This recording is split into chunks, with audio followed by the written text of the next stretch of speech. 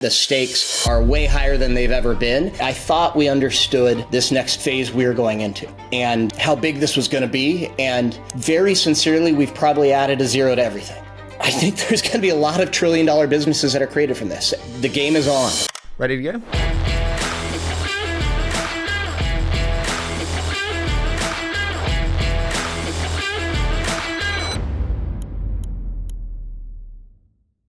Byron, you know what, dude? I appreciate people who gave time when they really shouldn't have done to like 19-year-olds who knew nothing and were so kind and supportive. And that was you. And so thank you for rejoining me when I am slightly older, but much less intelligent than I was. It's great to have you back, man. Harry, you big stud. It is great to be back. It is awesome to see you. It has been too long, but it is amazing to see what this thing is built into. So congrats, and thrilled to be with you today, my man. Do you know what? I'm as surprised as everyone else, to be honest. I do want to start though. We were chatting before and you said, a couple of years, but now it feels different and it feels great. And this was not in this beautiful agenda here. I wanted to start there. Why does it feel different and great now? And why are you optimistic bouncing into work today? This AI stuff is just awesome. I'm a tech geek at heart, and we all look a little taller and sound a little smarter when there's an uptrend in a market. But this one's different. Like this is going to be the type of thing that we tell our grandkids about, and that generations talk about this transitional moment. And it's absolutely awesome to be part of it. I think great businesses will be built and money will be made, but just from the technology side, what we're going through is so damn cool to see. And I'm just loving it. It's neat to see mind-blowing demos again and to be part of discussions of what can be and things that you couldn't have conceived of a few years ago. And so it was tough. It felt like a steady gut punch coming out of the 2000s and with the market pullback and people questioning tech and so many board meetings doing layoffs and just having to survive. And it's just awesome to be back on offense again. I agree in many respects. The challenge that I have, though, is the transience of wow, so to speak. And what I mean by that is, wow, that demo is amazing. This company's great. 3 weeks later, new demo from new company. And oh, wow, that really is quite average. It seems like the defensibility is completely gone. The commoditization is almost across everything. And so it's very difficult to know where to play. How do you think about just playing the game on the field, being aggressive because you have to, versus kind of pausing to see what shakes out? So I would phrase it a little differently. I would just say that the pace of innovation is incredibly compressed right now. And the best teams are using that for their advantage and just iterating at mind-boggling rates. And the marginal companies are getting past faster than ever. And we're going to keep seeing that because the tech and the enabling tech is so damn good. I don't worry about commoditization in the sense of price erosion, which is often implied. It's often used as a derogatory term. But sure, you can think of perhaps foundation models as commodities in the way that hyperscalers are. And by the way, the best business in the history of software is sitting there with AWS in what people refer to as a commodity. And so I think the same playbook's going to be run in the foundation models. I think that the layers on top of those models are going to extract phenomenal value because they're going to deliver phenomenal value. And I think we're going to see great businesses built at multiple layers in the stack. To what extent do you care about margin when investing today? A lot of people are denigrating a lot of the specific app layer companies for having shitty margins. How do you think about the importance of good margins early when investing? So it was interesting how you worded the question. How do you think about margins when investing today? And I would separate, I would add some words in there, which is I care a lot about margins on investments we make today, but the margin profile of the future. And a lot of these businesses that are doing transformative things may have really crappy, certainly net margins, but more importantly, where I think the question was going, gross margins, because of an investment profile that involves massive CapEx, et cetera. And so you can look at a business like a Snowflake that had negative gross margins very late in their life cycle, And that was a precursor to the LLM world, where these businesses have had, very tough gross margins in the early days, and you're now starting to see the leverage kick in. And so we are investing for the future. None of the investments we make are cash flow based in the short term. And in fact, very few of them are gross margin based in the short term. But a lot of them do require you to look over the horizon and see what can happen. And in a business like a Stripe or a Twilio or a Shopify, they went through those journeys as well. Many businesses have this really intense capital intensive investment horizon, even outside of frontier tech. When we think about, you said there, the CapEx required, these are in large part very capital intensive businesses, even in the app layer, to the extent that we haven't really seen before. How do you think about the dilutive nature of these businesses, given how early we both are and how much cash is going to need to go in? We talk about this a lot. And I'd say, we're excited in many cases to be small investors in very large companies. You look at an Anthropic or Perplexity or a Canva, and we have 9 figures into each of these companies, and yet we are still well below historical venture standards, where you aspire to own 20% or something in these businesses. And it's a long journey where billions more will probably be raised by at least a couple of those. And so it is a different venture. Why did you decide to break the rules there, my friend? Because there's always an opportunity cost of cash, and you can put that 9 figures somewhere else, and that multiple is just getting shot. I remember one of my friends in Canva, and they did, not Canva, Anthropic, and they did it at like 4. And when it was done at 60, they had like a 3.8x because of the dilution. And that really struck me. And my question then is, well, amazing businesses, and yes, generational defining, but the opportunity cost on that multiple is pretty high. How did you guys think about that? If you believe that's the end state, sure. But, current reports suggest Anthropic may be raising at 170, and people are buyers at that number, believing that they could be one of the next hyperscalers in $1 trillion business. So, 3.8x will keep you in business for a long time, but the reason to do it is because you believe it could be a 30x. And that's the basis of our Anthropic investment, is we believe that it is a generational company. Now, there aren't going to be many of those. And so you have to be right. And that's the scary thing right now, is that the stakes are way higher than they've ever been. And these businesses, in some cases, could still go to zero. And so you've got these hyper power law outcomes that are scary. And it is changing the nature of the game. I do think that scale matters for venture firms to be able to play over this arc of private life. And on the flip side, the outcomes are going to be bigger than we've ever conceived of. I mean, I sold my company years ago for hundreds of millions of dollars, and that felt like all the money in the world and was the top outcome for our software cohort in that vintage back in 2005. Now that's a seed round for some of these businesses. Well, I think one of OpenAI's rounds is about the size of the entire SaaS funding market for that quarter. So, don't feel too bad. My question to you is, I was chatting to Jason Lemkin before this, our mutual friend. Exactly. He said, what I'd love to understand with him very much on this point is, when we look at the concentration of value, the concentration of funds, is there any point in investing outside of the mega top 10 deals today, given 40% of venture funding went to 10 deals?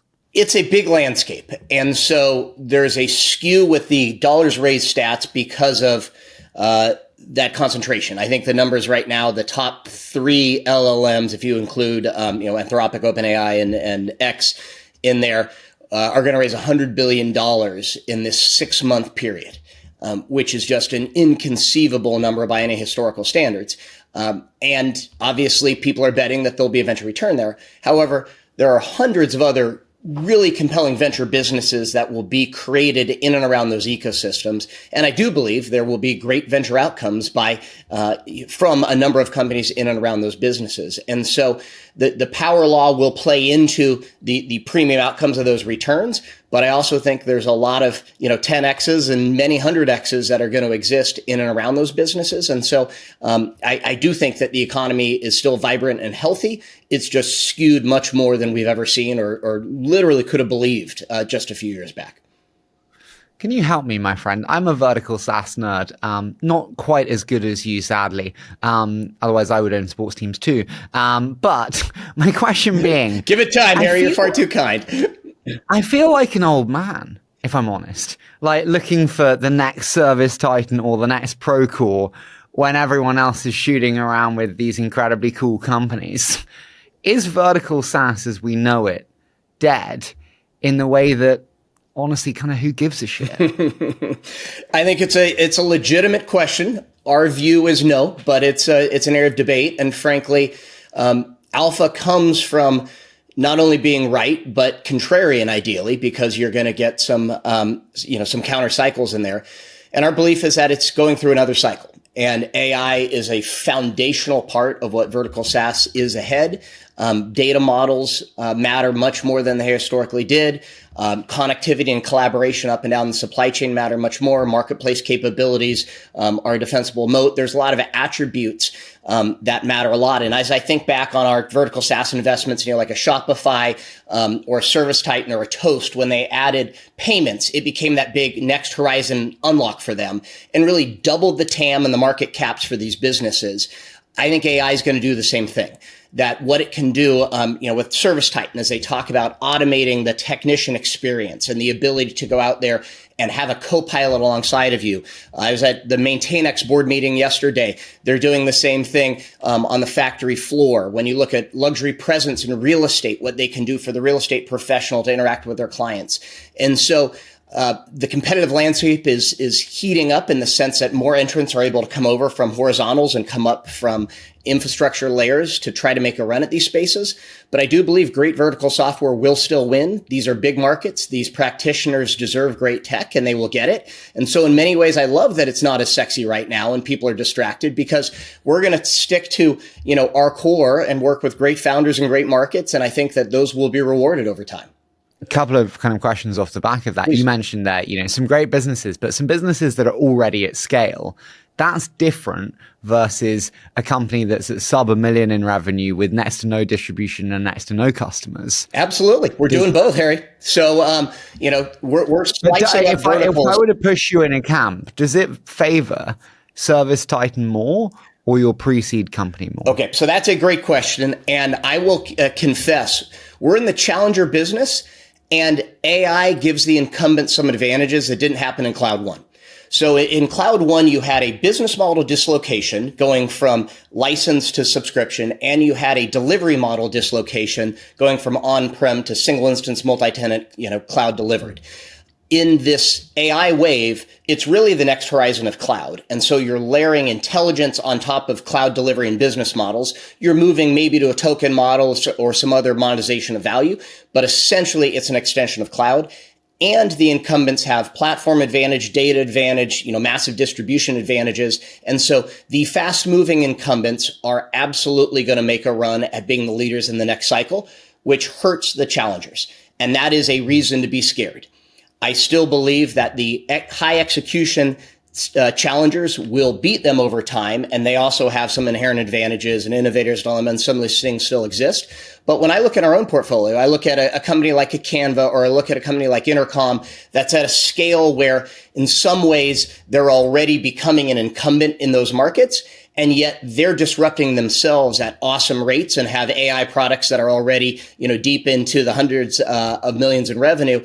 And it's just fantastic to see what they're doing, which then I think will be an indication of what the public incumbents may be able to do if they're nimble and act fast. I think Intercom will be actually a case study for the most aggressive re-acceleration, rejuvenation in a world of very changing technology. Oh, it's so cool what Owen and the team have done with this Fin product. And it's a great use case for AI, to be clear, like where you have the customer data, that interaction. But I was at one of our portfolio company board meetings the other day, and they mentioned that they had switched from, human-based interventions to the Fin product from Intercom. And they showed the stats of deflections went up, I forget, to 90% automated now, and their NPS went up. And I said, okay, I get that the deflections and costs are going down, but it makes no sense to me. Why is a robot better than a human in interactions? And they said, look, they're giving faster and more comprehensive answers. And so the recipient, the customer who has the question is getting, they're getting links and references and more information back than our humans were providing them. So it's a better experience. And that was an unlock for me where I realized actually this can be a win-win-win on so many levels, and it's starting to happen. And so, customer support and service and messaging and help desk and ticketing and these things, is one of these killer use cases that's just starting, but it's going to roll through so many other areas. I think the fundamental question that Rory addressed actually at scale, I don't like to tell them, but they actually make me quite a lot smarter by hanging out with them. But one thing that he's really taught me is that really the real question we have to grapple with in this next wave is, will AI fundamentally transition the technology that we sell and create into the labor budget, not just the technology budget, or will it remain in the technology budget? If it does move, amazing. We open up a multi-trillion-dollar market. If it doesn't, much less exciting. How do you think about that fundamental question of the ability to move to the human labor budget? Oh, that question's already being answered. It's not even a debate anymore, Harry. It's over. These tech solutions are absolutely addressing software, hardware, and services budgets comprehensively, and they're doing it in a very successful way. And if you look at early adoption in categories that skew this way, and so you asked, are we still doing early stage vertical SaaS? We're going down accounting and legal and medical. We're going through these sectors where there's a lot of front-edge humans doing busy work and paperwork, and we're supercharging them. We're taking away a lot of the manual, transcription and summarization and error-prone, laborious processes, and we're freeing them up. A bridge is freeing doctors up in their patient interactions to actually interact and talk with the patient than having to turn around and type things into the computer for most of the meeting. Okay, that's a really interesting topic, because what struck me there was Epic coming out and saying, hey, we're going to offer transcription. And I think you're seeing this more and more where the incumbent is fighting back. How do you think about that fight back from the 30-year-old incumbent? The game is on. And I think that, Epic has had this wonderful state endorsed monopoly for a long time. I hope that they're going to continue to be forced to be open as a system. And I think you're going to see 1,000 flowers bloom in the medical ecosystem, because that is one of the most important areas for AI to address. If you read Dario's essay from Anthropic, Machines of Loving Grace, I highly recommend everyone reads it. But it's a tech optimistic outlook of what AI can do. And one of the great statements he has is that 100 years of medical research is about to be pulled forward in the next decade. And so this certainly goes into diagnostics and treatments, but it also goes into patient care interactions. AI can be so damn powerful when you use it to help patients at the point of treatment, at the point of care, for follow-ups, for preventative medicine, those sorts of things. And Epic holds the key in terms of patient data that we need unlocked. And we need that treasure trove to be accessible for these apps and for innovation to happen. And I think it's going to happen. And I'm very bullish on the potential for AI in medical use cases and healthcare more broadly to be utterly transformative into quality of life and the treatment processes for patients. We mentioned about moving into the human labor budget. We've seen, one of your companies, Shopify, unbelievable. Like 91% revenue growth in the last few years with a 30% reduction in workforce. You're seeing Alex Karp say the same thing at Palantir. Reduction in workforce, massive growth in revenues. Are we seeing the era completely where it's dramatic reduction in workforce and optimization of revenue, more with less, ruthless leadership on this behalf? We are. I just would push back on the ruthless leadership point in the sense of I love the statements these executives are making, which is we're going to give you all the tools in the world to supercharge your daily job so that you're doing the cool stuff again. You're doing the strategic, the architecture, the direction. Tech is going to work for you. You're not going to be a slave to tech. And it's going to enable you to have much more leverage. We're going to grow the business, but we don't need to grow the workforce to do it. And we're going to supercharge what everyone's doing. And so I think we're going to see the era of the micro business. I think that we're going to have, 10-person companies that are crossing billion-dollar valuations, and kids in schools are going to be able to launch businesses in real time in ways that haven't been possible before. And so I think that is great for the economy. I've got 3 kids that are at various stages of entering the workforce, and so there's going to be disruption, and that's scary. And I absolutely admit that that we're going to go through this cycle that we all need to understand in terms of what entry-level jobs mean, the training, the enablement, those sorts of things. But society's been through this many, many times before, and I believe that we will work through this cycle quickly and positively. You said that at the beginning when we chatted, I hope you've still got that kind of, youthful naivety. Sadly, no. In Europe, we say à la poubelle, to the trash. I'm really concerned that there's this generation of 23 to 30-year-olds who don't have a passion for the craft, who aren't experts in the craft, who are about to get hit by, I think it's this completely naive utopian view of like, oh, we're just going to give you tools, you're going to do more with them, and how beautiful. It's a reduction in force, Byron. It's not like, hey, just do more. Toby's cut thousands of people, which has been a good decision for the business. But these 23 to 30-year-olds are about to get hit with a train. Do you disagree? There's this awesome history going back to Bessemer Venture Partners' namesake, the Bessemer Steel process, which many people don't know.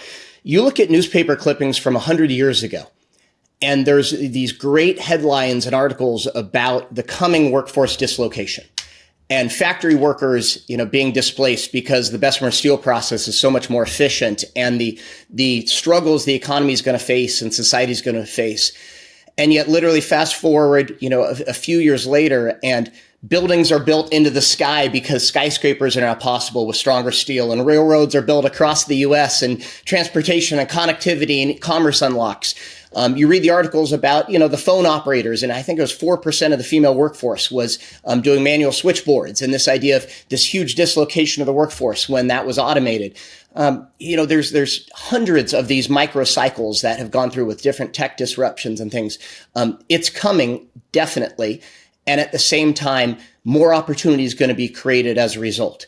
And the potential for these new workers to leverage technology to do amazing creative things. The micro film producer that can now, release a movie that they can create on a laptop.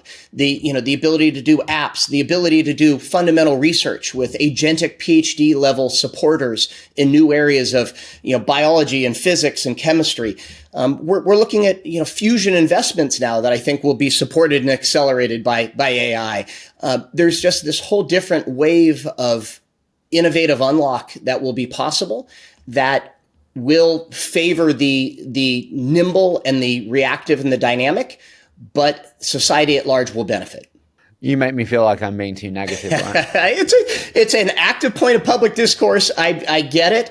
I also, by the way, don't agree in the fully utopian era of abundance where we're all going to sit back and consume the arts and the robots are going to work for us. It would be good for sports team investments with a lot of leisure time for arts, entertainment, and sports. I don't go that far, but I do think we're going to get some hours back in the day. I think we're going to have a little more balance.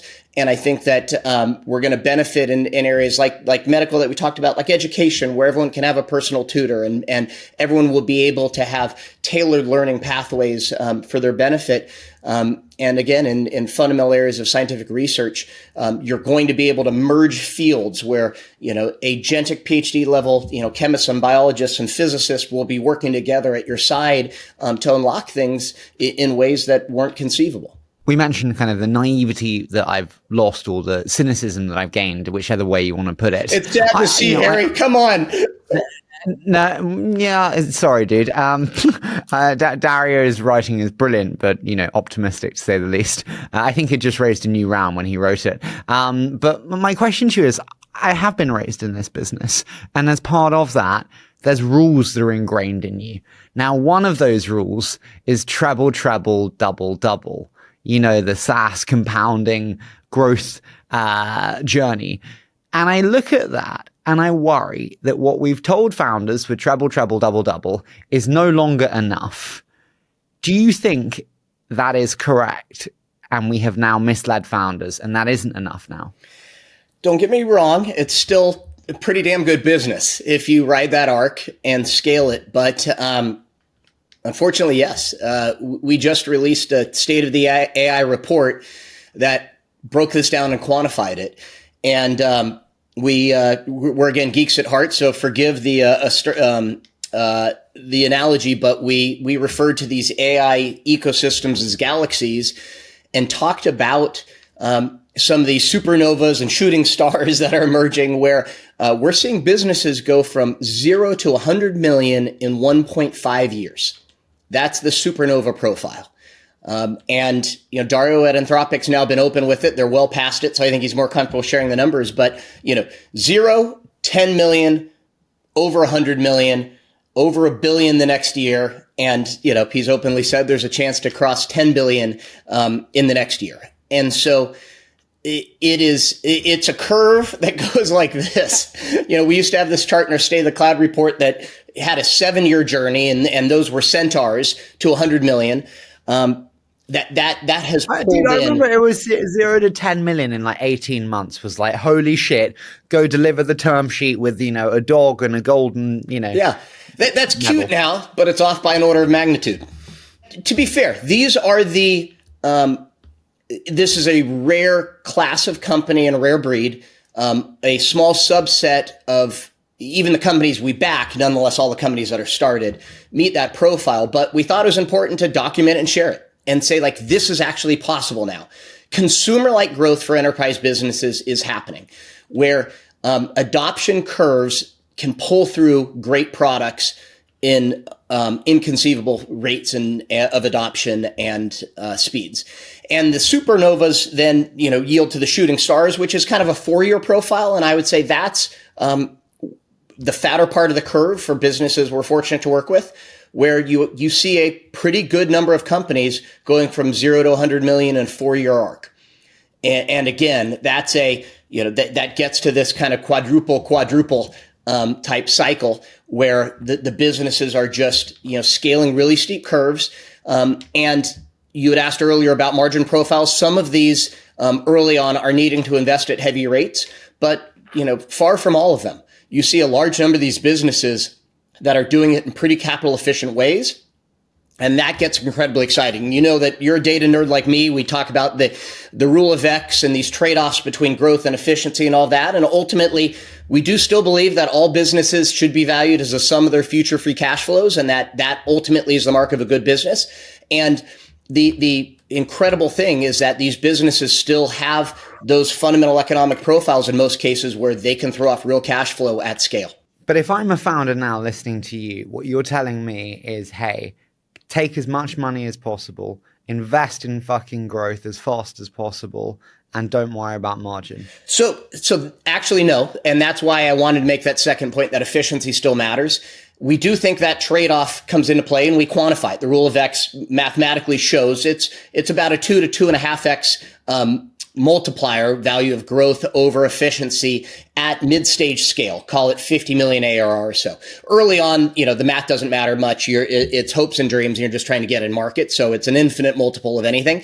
But when you actually get the engine going, there should be math underlying the fundamental assumptions. And I assure you, one of the coolest things about the profile of Anthropic and Perplexity and Canva and these businesses is the math actually pencils out.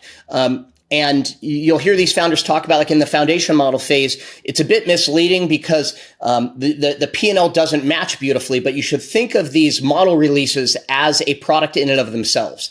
And there's a healthy life cycle to that product. And so, you're monetizing last year's training in this year's revenue line while you're investing in next year's model, which is going to be monetized in next year's release. And so there may be these order of magnitude step functions where each atomic unit of product is highly successful and profitable, and yet the P&L looks upside down because of this hyperscale, no pun intended, growth rate that they're enjoying in that forward investment cycle. And so even though it seems crazy, I believe it would be economically imprudent not to forward invest when you have that market demand there and when you can show the unit economics working at each fundamental level.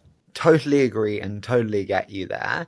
can I ask you, a lot of people think that the excitement, although very real, will plateau in some respects, and that maybe GPT-5 is the first instantiation of that kind of incrementalism in terms of development. Do you agree in terms of that incrementalism coming? Or do you actually think, given what you see today, we're still so early on the curve that actually more compute in the way that we're seeing Elon and Dario require it will lead to actually continuous exponential gains for the near 18 to 24 month future?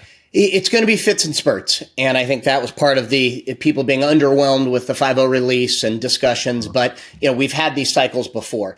And there will be, breakthroughs. But fundamentally, I do believe... Does it remind you of other cycles? The thing I love about you is your wisdom, honestly. You've seen so much. Yeah. Does it remind you of other cycles? It does. And there have been some hard miles here. We've been through a lot, Harry. But the curve is still up and to the right, without a doubt. And I do believe that we will cross over. This term, people use... various different terms about, levels of reasoning and awareness and AGI and the like. I have no doubt if we're not there, we're going to blow past it very soon, and that we will get to this notion of, higher level reasoning that does mirror, the world's smartest scientists. And I think that's coming in the next 18 months. And that these curves are going to continue. How we harness that, how it instantiates itself will be, the opportunity for us all to figure out and monetize. But I don't think it's slowing down. I do think that we're also getting many more hardware approaches and solutions out there so that it's not as wonderful as NVIDIA is. It's not just an NVIDIA world anymore. And the chipsets from Amazon, Google, and AMD and others are becoming quite capable. And so you're also going to see, different approaches, different optimization paths, innovations in technology that unlock leap aheads in terms of training capabilities and cost to deliver inference. And so I do think that we're going to continue to see innovation there, and these scaling laws continue to hold. What I find really interesting that's changed a lot in my 10 years investing is levels of competition. I'm sure you remember when 10 years ago, there'd always be one other competitor and you'd hate them, silently because it's rude to hate them publicly. There'd be one or two. Now there's 15 in every single thing. How do you think about it? And how does that factor in to your thinking when making an investment? Yeah, the social graces are gone, aren't they? It's kind of a bummer. Yeah. Yeah. For one, I would say it's like the way to win. Rory says this really well, which is the way to win in AI, enter a space and just scream the freaking loudest and then deliver on customer promises afterwards. But scream so loudly and raise as much freaking money as possible then, suck all the air out of the VC room and then deliver from there. Harvey's a good example of that he's mentioned. Yeah, I think that works in some spaces. I think that's counter to my earlier point, though, which was the great products are being pulled through. People are finding them. ChatGPT didn't scream from mountaintops. They delivered a world-changing user experience, and people showed their friends. And Perplexity is doing that in search and answer engine world. And these models, at the API layer are doing this for business users who are looking to connect them. And so I think the capital is important in terms of building and forward investing, as we talked about for the business model. But I actually think marketing and sales have less of a role in this new economy than they did before. And that these products in many ways are selling themselves, and product-led growth and innovation is the unlock for this, supernova and shooting star aspirational growth profile, because you can't put human sales reps against these things. Just the sales learning curve that Mark Leslie talks about when we backed him, decades ago in Veritas, it is no longer applicable because you just can't possibly throw the bodies at a 0 to 100 growth curve inside of 2 years. Just the sales models don't support that. I totally agree with you there. One of the things I love about Bessemer is your discipline, actually. And I think you've seen it play out across multiple cycles. I think people consistently think you're a very disciplined player, be it in terms of temporal diversification and price. You've had to break that discipline in a new cycle. I'd just love to understand, how do you think about breaking pricing discipline today, where respectfully you have in the names that you mentioned, and how you think about when you're willing to versus when you're not? Is it clearly just an outcome scenario planning game? So, thank you for I think what it was meant as a compliment, but I'll also say that we spend a lot of time. It turned into a bit of a negative. I'm so sorry. No, it's fair. And what I would say is, we're certainly not value investors. We pay market clearing prices. We lean in where we believe it's there, and we're buyers again in at some of these top pegged rounds deep into the hundreds of millions. And so. I think it's very clear that we play to win. I think though the distinction there is that we do fundamentally want to understand how the businesses become self-sustaining and scaled, and we will walk from a lot of things that we don't see the unit economics penciling. One of the most famous and most painful for me was Tesla early on. It's on my anti-portfolio. If you go to the Bessemer website, we have a page dedicated to our screw-ups, and that's one of mine. And it was because I couldn't fundamentally see how the unit economics of the Roadster were ever going to work. And to be clear, they didn't. And without the DOE bailout loan and things, Tesla wouldn't have existed. But what I missed was that Elon's a force of nature, a generational entrepreneur. And he put that company on his back and powered through so many subsequent layers that the next arcs of the model worked and pulled everything else through it. And that's one of my big regrets, is that our job is to see that potential in entrepreneurs to create those unlocks. And that's the challenge that I put back on myself, is how to break this notion of short-term discipline for the long-term horizon of what's possible. What prices do you do Perplexity at then? We've done the last several rounds, so I forget the valuation of the first round. I give Pete Cincini, by the way, a lot of credit, who's a good friend and a great investor. He also did Databricks, but he was very early with Arvind as that business was being formed. We did I believe what was technically the second round. So I think that was branded a B. It may have been technically an A, and then subsequent rounds. But again, I wish we were earlier and larger shareholders, and still regret that we didn't see what Pete saw early in that business. Do you think about taking chips off the table at any point? We're seeing the extension of private, I'm not talking about Perplexity here, but just generally, we're seeing the extension of private markets in a way that we've never seen before. Horsey Bridge taught me that, fundamentally venture is a very challenging category or asset class unless you know the small windows of hyperliquidity and can recognize and act on them. Do you think we are in one of those small windows of hyperliquidity in these assets today? And do you act on them? I love that question. And I hope you continue to ask that question to LPs and later stage investors as well, because it's looked down upon right now. It's sort of a dirty word. If we went and sold, a part of our position in some of these companies, people might think there's signal risk there. There's issues. And to be fair, Bessemer has this awesome history, and we've generated billions for our LPs, and so we don't have DPI pressure that some emerging funds might or whatever. But I think that stigma is wrong. And if these businesses went public as they used to, my very first IPO, Cornerstone On Demand, went public with 50 million of ARR and I think with 700 million market cap, and they traded up to billions over time. But, that used to be a really successful IPO back many years ago. And now you look at, Canva at, 40 billion plus, and Anthropic at 170 billion plus, and Perplexity, deep into decacorn status, and these businesses, aren't going public anytime soon. And yet, from an investor standpoint, there's an argument that they should be handed off to later stage investors and hedge funds and things. And so I do hope and believe for the industry that liquidity in the secondary markets is viewed more favorably and more active. And this is a change in my view. I'll confess that I was pretty hard-lined against this, not for founders and teams. I always feel that taking some pressure off for them is good, but I didn't love it when our co-investors were looking for liquidity early in businesses. But I do think that in these mid stages, when people are staying private so long, that an outlet's healthy. And I do think that LPs deserve that. And I think for emerging funds, it's important that you have these options. and that the world doesn't judge you negatively for it, but actually understands that there's some economic necessity in a healthy ecosystem, and capital flows both ways. For years, you've had a pricing premium in private markets, which has led in large part to the extension of these private markets.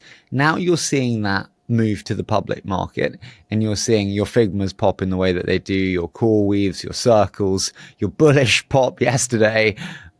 My question to you is, will we see this mass movement towards public markets given the reception that this first wave has had? Oh, I hope so, Harry. God, I hope so. Definitely the discussions are heating up again. And I do think we're going to have a healthier IPO market at the end of this year, and in particular going into next year. But in many ways, we have to. It has been record lows and record bad in the last several years. And that's not sustainable for the capital flow reasons we just talked about. And this liquidity discount hasn't made sense. If you go back in the markets a decade plus, private markets traded at a discount because they were illiquid, and there was uncertainty and less disclosures in those things. And logically, they should. Now, it's a growth adjusted discount. Of course, when private companies are growing faster, you have to normalize the multiples accordingly. But rationally, there should be a discount for the lockup characteristics and the information flows and those things. And we haven't seen that in many years. I hope and would love it if the public markets return to premium multiples and the private markets price off of those. I'm not convinced we will, but I am optimistic that we are finally going to see more IPO activity. When you look at our Cloud 100 list, which will be released here shortly, I'll give you a little bit of a spoiler piece of news there. We're over $1 trillion in private market cap now among just the top 100 cloud AI companies right now, which is just a astronomical number to consider. And so there's $1 trillion. How much of that is legitimate, do you think? What's that? $1 trillion. How much of that is legitimate versus synthetic hype? I think this is entirely legitimate, Harry. And that's the crazy thing. Now, of course, it's skewed towards the top. I think OpenAI, X, Anthropic, Canva, Databricks, Stripe, go down the list. I think those are incredibly high quality companies that essentially are tradable public entities in a private wrapper today. So I think that those are entirely accurate marks and very real. And the quality level of this list has never been higher. And so I think there's buyers and sellers at the marks all the way down the top 100. Now you can make a case that, 101 to 300 may have some walking wounded, some, last round prices that are artificial and the like, but I think we've cleared most of that out of the system. And when you look at Mr. Irrelevant, if you use the NFL draft analogy, number 100, it's an awesome company on the list. It's a great business that, certainly people would be buyers at or above the last round marks. And I think you're going to see that across the list. And so again, there's $1 trillion of enterprise value sitting there that's not yet in the public markets and should be soon. You said we're not going to see your Canvas go out soon. Why? I said this to Cliff. I messaged him after the Figma IPO. They should go public. They should, and I think they will. So I'm not scooping any news, and I put them in a general basket of very short term, meaning in the Q3 window or the like. But clearly they could have been public long ago, and they're in no rush. And they, of all founders out there, are thinking incredibly long term. The ultimate giving pledge that they did, giving away 30% of their economics for public good, including a lot of initiatives in Africa. I think shows. I told him he could have just done the giving pledge to my funds. Okay. You would have absorbed the 30 billion happily. See, Harry, the power law. I would help a friend, Byron. Okay, I'm here. You couldn't have deployed more than 29 billion, Harry. Don't get greedy. Come on. Oh, I could. Sam, do you want it? Yes, please. It's amazing how many SPVs have popped up with that exact value proposition. Oh my God. It's like there's a wrapper on a wrapper on a wapper, and my dentist is doing it now. I'm like, I okay. have no doubt. And that is probably another sign that things may be a little heated. But I do think that great companies ultimately, like Canva, deserve to be public, will be public.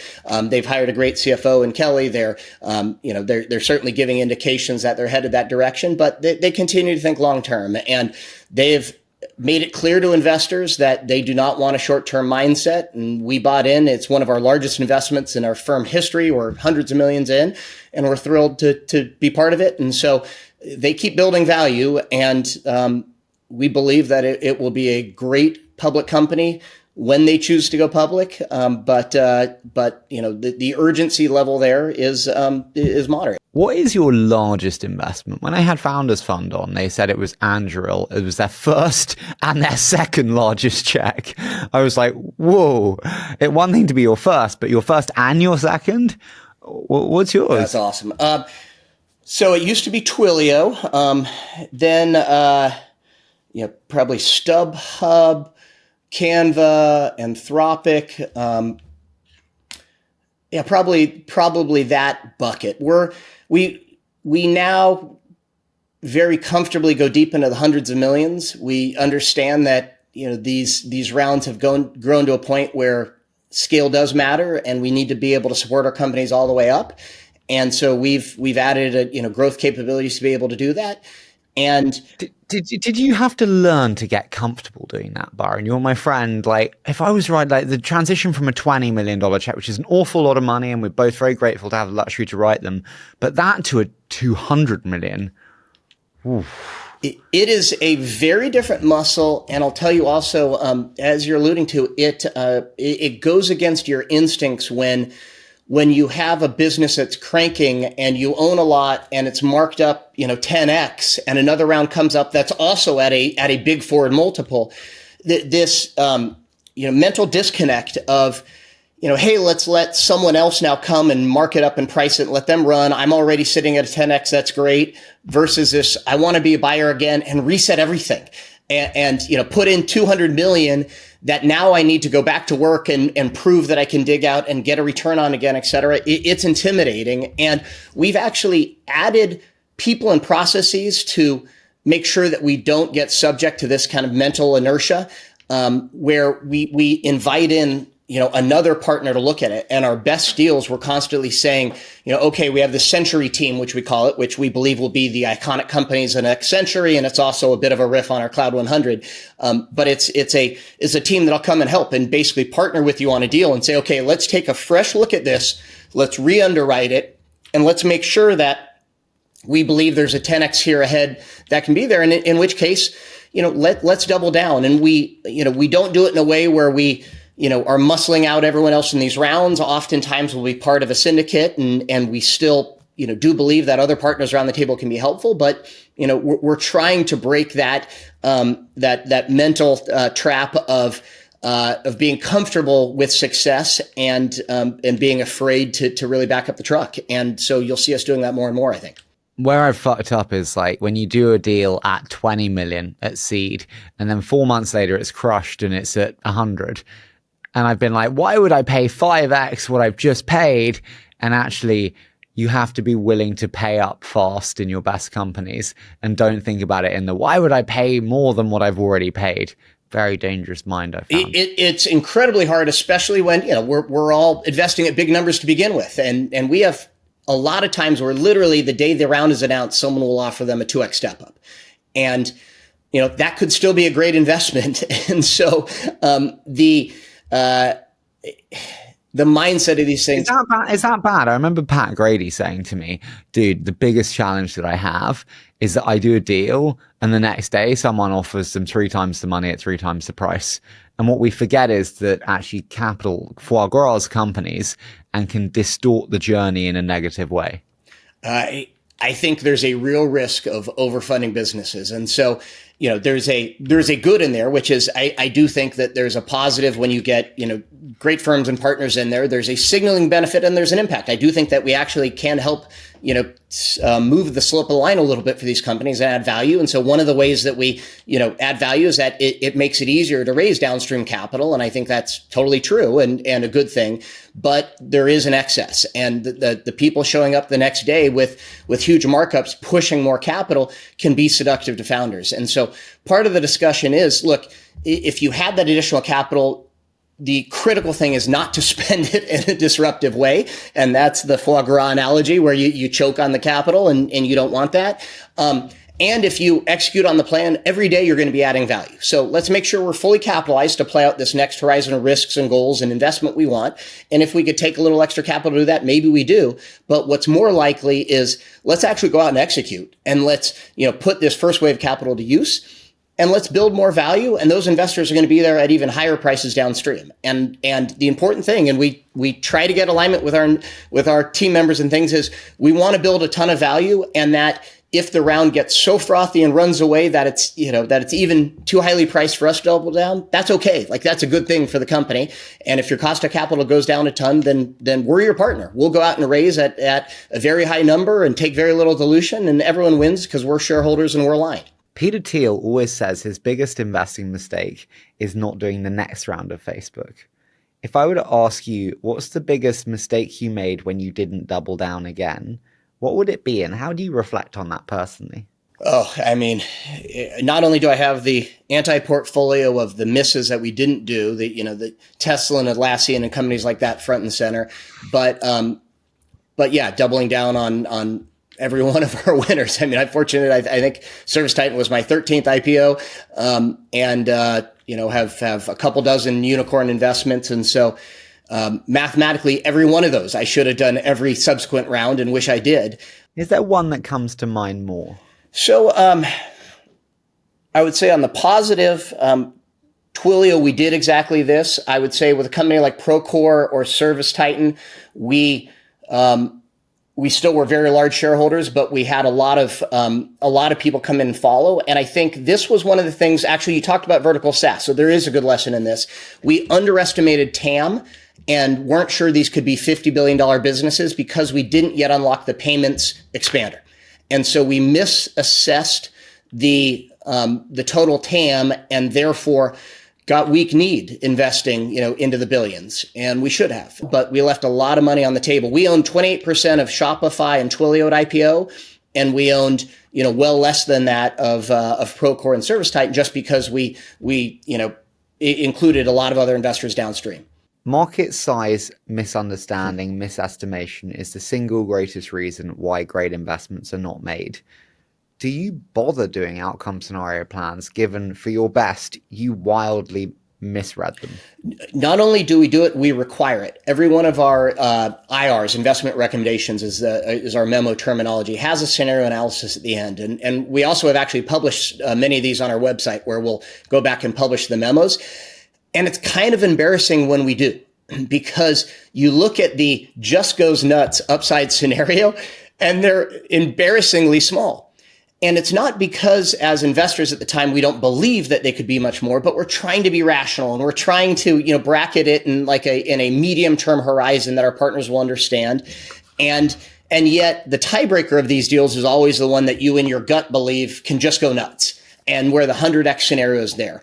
And so it's always this amusing back and forth where the vast majority of our deals that we put forward, solve to a 3x. And you're sitting there and you look at these scenario analyses, and it's like, why is it that every memo I'm reading solves to a 3x? And it's because, people are trying to balance and be rational and talk about capital loss and all these things. But at the end of the day, the deals that get done, it's the ones where the partner is sitting there saying, I'm pounding the table that the high end and more is possible.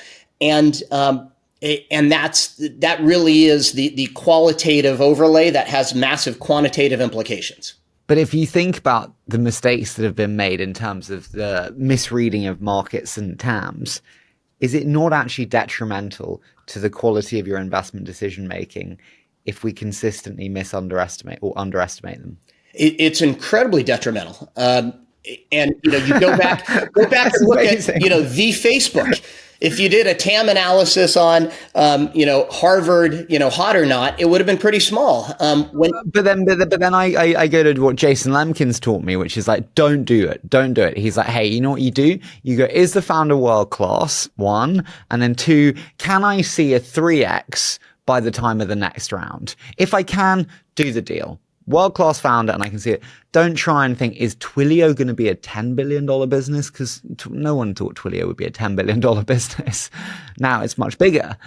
Just do the 3x. Yeah. So I don't fully concede that, which is, and maybe the tiebreaker here in my mind is I look for at least exciting adjacencies. So you've got to have some killer unfair advantage to get started. You've got to have this mindset of, okay, they know what they're going to go attack first. They're going to build a killer product. They can get into some vortex of growth and launch. And I may have a lot of questions about the TAM, but there's enough adjacencies, enough things that could go right that they could layer things on. And so, I want to see the three-dimensional cube of segments and products and users that can flex over time. And we don't have to have it figured out. We don't have to know exactly what it's going to be, but I have to believe that they're playing in a big enough pond where, good things can happen. And I think that's the difference. And I will totally concede that there are times where we're not imaginative enough to go after it. And great founders will break through at times. But I think that combination is still powerful. And the investments that we're making today, and certainly that I'm making personally, tend to still overweight massively those two things, team and TAM, and at least our vision of the TAM horizons. But I would say, like the analogy we were talking about of vertical SaaS before, where you go through workflow automation, then you go into payments, now you go into AI and you go into services. Like even what seem like small markets can unlock massive dollars when you're creative about the horizons. And that's what great entrepreneurs will do. They'll go attack those markets, suck up the value, and really deliver awesome product and can build great businesses. And as long as you price things rationally at each step and walk it up, it probably back solves into Jason's math also, but from a top down rather than bottoms up point of view. I think the unwavering lesson is truly great founders always find the second act, the payments for toast, which completely unlocks a business that was never there before. You said about 28% of Shopify at IPO. My question to you is, famously, you guys sold pretty early. And the outcome since has been so astronomically larger than anyone anticipated there. Do you sit and reflect on that as a partnership and change your go-forward stance on liquidating positions once public as a result? So importantly, we distributed early. We didn't necessarily sell. So what we did is we gave people the choice. And a lot of our LPs, mind you, do sell pretty quickly after getting stock by mandate. And so that left a lot of money on the table for a lot of folks.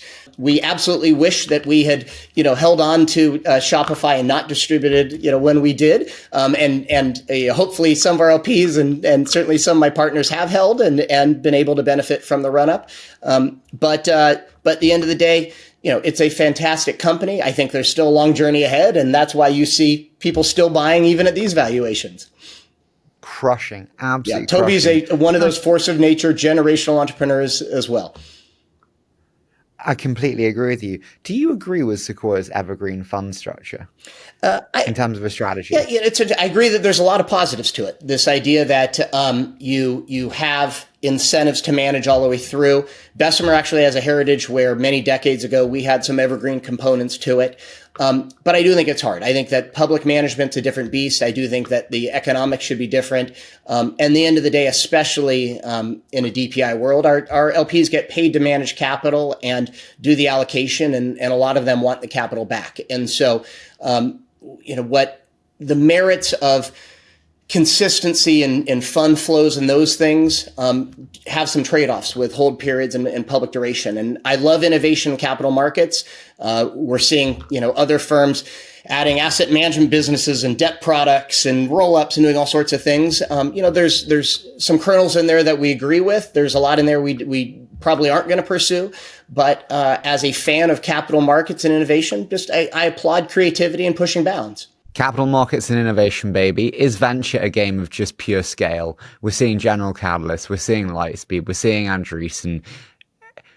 you need money to play this game now, it would seem. Do you agree with the world that is being often articulated? I call it Chanel and Walmart, which is boutique provider with specialist customer, and then Walmart, enormous provider, wall of cash, sells everything. Do you agree with that or not? Do I agree with the Walmart analogy? No. But do I agree that scale is important? Yes. Why don't you agree with the Walmart analogy? Well, actually, the direct analogy of the low-cost provider, lower cost of capital, sort of push to the bottom. I think you're seeing a maturation of the asset class. And I think the analogy might be the investment banking world, and that you have platforms like the Goldmans and Morgans and JP Morgans that are providers of, broad, global, multi-asset, multi-stage, multi-sector, that can be full service shops. And that's very much the path that Bessemer's on. We have 9 offices around the world. We manage tens of billions in assets. We're multi-stage. We want to be able to support our companies all the way through. That's very much the mindset we're in. I do also believe that there are specialists, and maybe, the Tiffany's analogy is maybe, I don't know, in the banking world, maybe that's the catalyst or what have you, where very good at very specific things. And that's very much the strategy you're running. That's the strategy that Benchmark, continues to run. And I think that there's a lot of opportunity there. And so there can be a bimodal curve in terms of approaches. In particular, I think geographic firms or very specific sector firms, healthcare has been an example where sector expertise has been really an advantage, but you need scale. And so I think healthcare specific firms have had success for that reason. But this maturation is going to make it tough in the middle. How do you think about that? That's an interesting one. I don't like thematic funds. I think healthcare and cyber are 2 areas where it really pays to be thematic, because I think it's just so deep sectoral knowledge and networks that are so required. But if you actually look at the majority of great venture firms in terms of the winners that they've had, they've been in generalist funds. I don't buy the defense firm, climate firm, fintech focused firm. Actually, do you know what?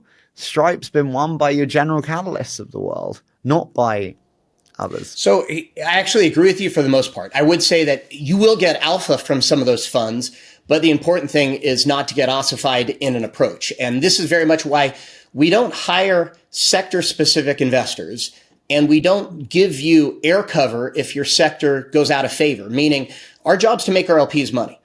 And if you're in a sector that's cooling off, you better get the hell out and go somewhere else that's going to make money, or you should stop investing. And the risk of having a semiconductor fund or a semiconductor team is that, you carve out, pick a number, 500 million to invest there. You bet your ass they're going to invest 500 million in semi, whether the right answer was 2 billion or 0. And that's the risk. And so we have a very different approach, which is we are constantly optimizing the incremental dollar across sector, but also stage and geography. And we compete for dollars. And that is a mindset that we love. And it requires constant reinvention. The term we use internally is roadmaps. At every one of our offsites, partners are presenting new roadmaps, and they're talking about themes, sectors, subsectors, investment hypotheses that they have that they're going after. They're getting feedback. They're sharing it. They're iterating. And if you don't constantly reinvent yourself, you don't have a future at Bessemer, because the markets are moving fast, and it's our imperative to get ahead of the next trend, not sit comfortably in a sector that has had a good run and believe that you're entitled to another good 10 years ahead. Byron, I love you, dude. And your track is just so good. Did you ever have a bump in the investing period? Did you ever have a... No, I'm being serious. No, I've had many, is why I'm laughing. It's not a silly question. It's a painful question. 13 unicorns. I was chatting to my mother before this, and she's like, "Oh, what are you doing this afternoon?" I'm like, "I'm interviewing Byron," and I told her about you. And I'm like, "It's you got 13 unicorns of I don't know, 30 companies. I mean, your hit rate is ridiculous." Did you have a moment of self-doubt, crisis of identity as an investor, like many are having post the 21 ZIRP era? Oh, Harry, I've had so many. I mean, in our industry, you just wake up and you read TechCrunch or listen to some of your podcasts, and you're reminded how bad we are at this job, because there's so many cool things happening that we've missed. My first roadmap at Bessemer was RFID, radio frequency identification. which was and is a $0 trillion market. It was a total dud. And thankfully, I only made one investment there, and it also had a SaaS underpinning. So we ended up pivoting and making a few bucks. But it was a stupid idea. And what I credit my partners with is one, patience, but two, direct feedback. And so we iterated and pivoted. And because I wasn't hired as a radio frequency identification investor, I was given the opportunity to pivot. My secondary roadmap was cloud, by the way, which ended up being a pretty nice, second act. But it was a really bad idea. And so, I had my first three investments were all very bad. My next two ended up being, billion-dollar IPOs. I spoke to Doug Leone about this, where you have young people who make bad first investments. I certainly did the same. I thought WhatsApp for doctors and nurses would be a good business. What? How did you get out of the trough or not get in it? Three bad is tough. Yes. Again, I think that this is patience and support from the partnership to make enough shots on goal to get some statistical relevance out of the sample size. I remember one of my great senior partners, Felda Hardiman, who was a professor at HBS for years, and I would go sit in one of his classes and have a long dinner or lunch with him, and he drew on the board my career, which is basically the straight line, with some bumps and then like a little bit of a tick up with Cornerstone On Demand and Eloquence of my early things. But he's like, just give it time, dude. Like you're wandering in the desert a bit. I know you're anxious. You're type A. You want success, but like this business is all about, building a portfolio and putting yourself in position to be successful. And don't shoot out of the gun, crazy big checks out of the gate. So if you go 0 for 3, you're done. But ease into it. And that was hard to take at the time because, we're all aggressive and enthusiastic in this industry, but it was the right feedback. And, just resetting and learning and trying to get better allowed me to be in a good headspace for subsequent investments and to keep going and to have some confidence. And I do remember back when I was an entrepreneur, one of my board members was Robin Vassan. He was at Mayfield at the time. And I went to see him when I was going back into venture and joined Bessemer and getting some advice. And he said, your first investment's going to suck. It always does. So I was talking about a deal specifically. And he basically said, well, so don't do it. And I'm like, but Robin, like by definition, then like I'll never do an investment because you have to get over that first one. And he's like, yeah, but like this one really sucks. Unfortunately, he was right on both. My first investment did suck and I shouldn't have done that one. But I think the point kind of applies, which is it's a learning game. So just you need to be in it to have enough shots on goal to score some. And cycles matter a lot. I really feel bad for great potential investors who joined our industry with checkbooks in 2020, 2019, and they did great deals, but at market prices, which were way too high. And many of those people got washed out of the industry and never got a chance to make their fourth and fifth investment like I did. And we may never know if they could have been great investors. And so, cycles matter a lot and having, enough bullets in the gun, to hit a target matters a lot. I think that's why temporal diversification is so important. Like I look at our first fund and it's like, what?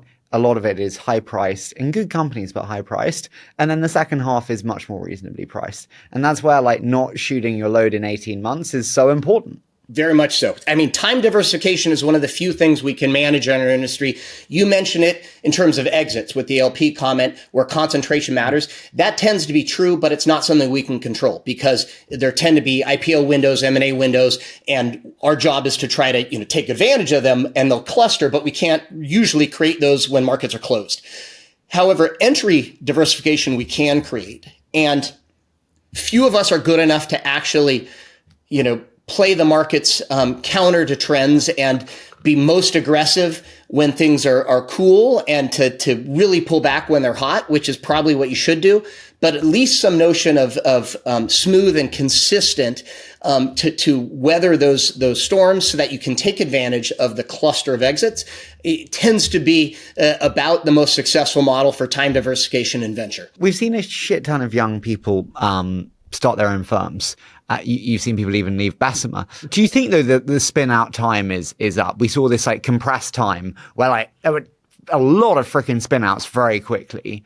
Do you think that was a new normal, or do you think that was a compressed time where people realized that carry would be less than they thought and it would actually be better to be a solo GP or a GP of their own fund? The latter. I do think that this was a point in time where people were looking for that reset, where for positive or negative reasons, they wanted, a fresh start. And because in venture, I do think partnerships and platform matter. And ultimately, a lot of those goals are to then go out and build up another firm. And so you're either running from something or to something. But the end of the day, I think the best firms are pretty flat at the top. And so you're not seeking better economics.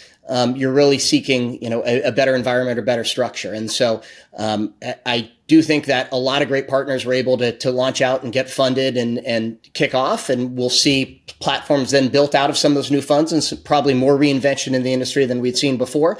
But it is one of the few asset cycles where past performance is an indicator of future success. Private markets are very much networking ecosystem based.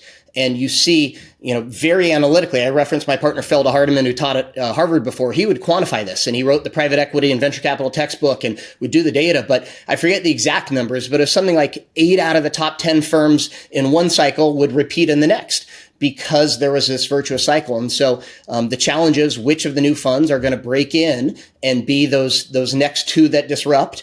And there's opportunity there, and maybe it goes up to 3 or 4. But I also think that there's a benefit to being a consistent, stable platform, and many of those will persist. Final one before we do a quick fire. Everyone's always saying like PE is going to come save the day. There's going to be a wave of PE acquisitions.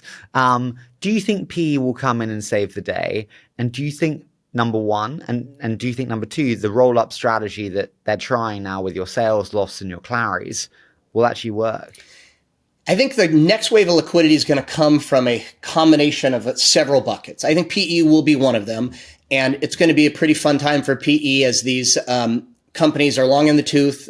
Vast majority are not going to get public, and consolidation will make sense because at the core, a lot of these businesses are very high gross margin and are run pretty inefficiently because we've got a growth mindset and we're certainly not optimizing for cost in the early days. And so there will be a lot of opportunity to work through those portfolios. And I think private equity will have a run there. I also think big M&A is coming back. I do think that the incumbents responding to the cloud AI imperatives are going to need to get back in the buying game. The FTC is finally taking a more rational posture on antitrust and blocking deals and these things. I think they're going to let market forces operate there again, and so there will be this buying imperative that rolls through the public markets. And companies like SAP and Oracle and IBM need to buy, or they're going to get crushed. And then I do think that the IPO markets are going to open up again. And we're going to see a pull through there. And the big wild card, this fourth bucket, is what we talked about briefly. And I thought that one of the great questions you asked was, will secondary liquidity start to flow through from different, capital providers? And will crossover investors be comfortable doing more secondaries and things? And I think, yes. I'm not totally sold on these exchanges for private markets or these sorts of things, but I do think incrementally we're going to see people get more comfortable with secondary transactions. Stop looking for signal risk in that. And we're going to take pressure out from all these sources, which will then get capital flows coming back, which ironically may then just feed the engine at the front end even more. Did Tiger do more to help or to hurt the ecosystem? Oh boy. The foie gras analogy comes back to me there. Incredibly mixed. I think that there was a lot of happy disruption and big thinking and creativity that I applaud. And there was a lot of reckless overfunding and deal work and non-governance that we're going to have to clean up for quite a while. I think their returns will be better than people give them credit for. When I look at Scale, when I look at OpenAI, and I look at quite a few that actually they're in with me, they're at the top of the pref stack, and they're in like 50, 60 million ARR companies at 300-400 million prices with 3 to 5 years of runway. I'm like, they're not going to lose money on those deals. They're not going to make huge money, but they'll be okay. I mean, that's the amazing thing. Over these cycles, an index of the venture industry may be fine. Historically, it has underperformed the S&P and probably will again in this case, but you'll make money. And I think that very well could be the case there. It certainly wasn't an optimal portfolio construction, but at the end of the day, I think you're right that they're going to have some home runs in there that more than make up for a lot of the zeros. And then in the middle of the pack, there's going to be a lot of 1 to 3 X's that carry the load. My friend, are you ready for a quick fire round? Let's do it. I'm in your hands. Who's the best sourcer in your Bessemer team? Oh boy. Everyone in our partnership is constantly outbound. I would probably put Jeremy Levine there in terms of just his ability to see unique deals that are contrarian. And I think, part of sourcing, we think of it as just, hey, outbound, aggressive, creative, et cetera. But I think the insights to see what others don't is the essential part of that that's often overlooked. And I give many of my partners credit for that, but you asked for one, so that'd probably be my answer. Best picker. Who do you think, when it's the accuracy of shot, they're good? David Cowan. Ooh, why? Steadily finds great people in weird places doing bizarre things. Rocket Lab is one. Peter Beck sitting in New Zealand, recently, or Auth0, or some of these things where he just has incredibly high conviction and will pound the table at times. Things that may seem non-obvious, and just has an incredible nose. Has been doing this a long time. Dude is a hero. One seed firm, one Series A firm, and one growth firm that you can invest in as an LP. Go. Oh boy. And to be clear, you gave me no prep, so I'm going to give this on reaction. You didn't do the nice thing to give your speaker the prep notes. Seed fund. I mentioned Pete Cicini before. What they're doing at Lod Ventures, I've got immense respect for, where they're going in at inception stage. They're literally sitting in the classrooms and labs at Cal and Stanford, working with professors.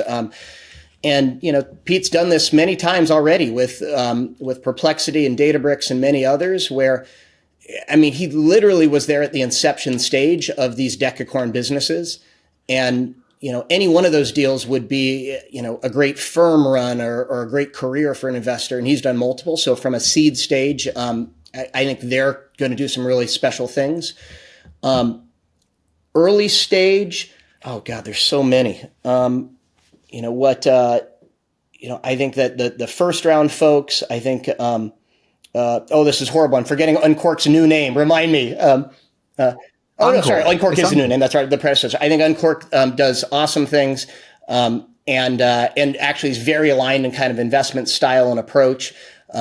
You mentioned, Lemkin and what he's done in very selective ways.